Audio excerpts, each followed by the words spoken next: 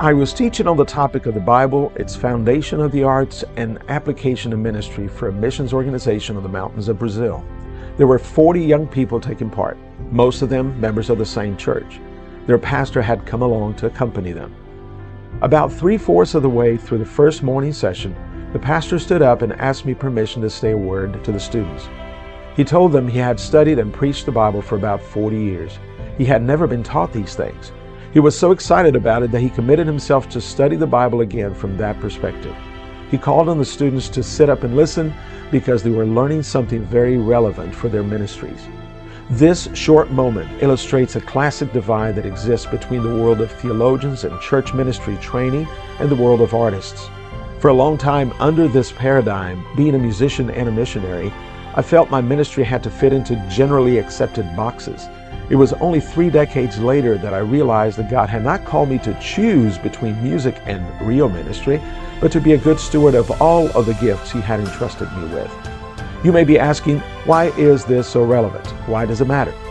Let me give you 5 reasons. We have God's example or model. The role of the arts is grounded first of all in the Scriptures. In theology and ministry training, we are usually introduced to the basic fact that you can find arts in the Bible, such as the poetic style of the Psalms and music. But what is overlooked is how much the arts are integrated into the very fabric of God's revelation. The very fact that God chose to communicate with mankind through artistic forms an abundant number of times demonstrates that our faith needs to be experienced and communicated in many more ways than the typical modern sermon or by propositional bullet points. We are to worship God with heart, soul, and mind. The arts help us to engage with cognitive information in an experiential way, bringing together heart, soul, and mind. We are instructed to worship God with all of our being. It matters for mentorship, discipleship.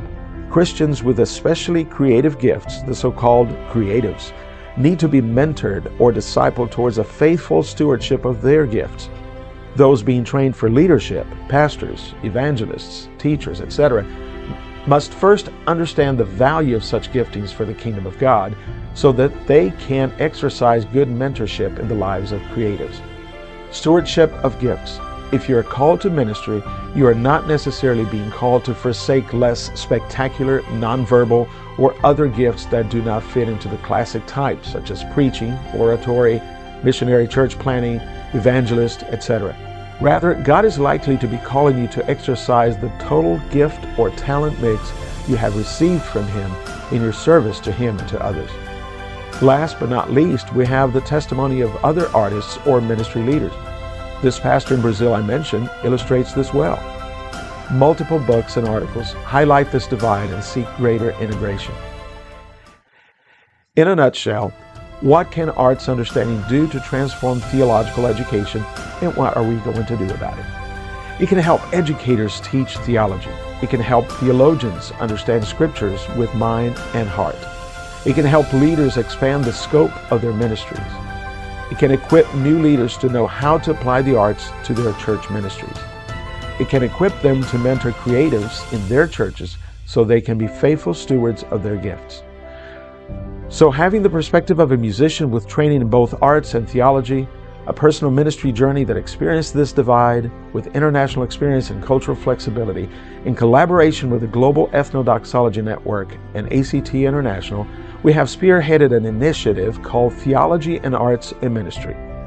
TAM, for short, aims to help bridge this gap at the root, that is, no later than at the point when Christians are receiving academic or practical training for ministry.